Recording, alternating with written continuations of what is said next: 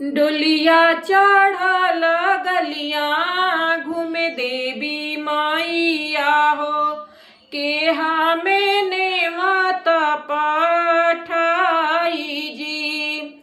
डोलिया चढ़ल गलियां घूमे देवी मैया हो के हमें नेवत भेजाई जी।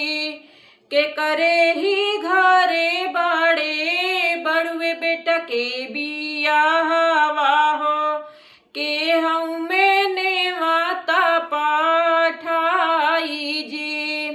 के करे ही घरे बड़ुआ बेटी के बियाहवा हो के हमें नेवता भेजाई जी।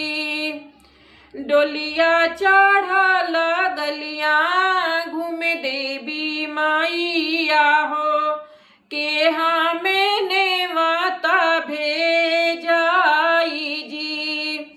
डोलिया चढ़ल गलियां घूमे देवी मैया हो के हमें नेवता भेजाई जी। हाथ जोड़ी बोले ले बेटी के पापा हो सुनी मैया यार हमार जी। हाथ जोड़ी बोले ले बेटा के पापा हो सुनी मैया यार हमार जी। हाथ जोड़ी बोले ले बेटी के पापा हो सुन मैया यार हमार जी। हाथ जोड़ी बोले ले बड़ुए बेटा के पापा हो सुन मैया यार हमार जी। हमरे ही घरे मैया बेटी के बियाहवा हो हम दिहली नेवता भेजाई जी।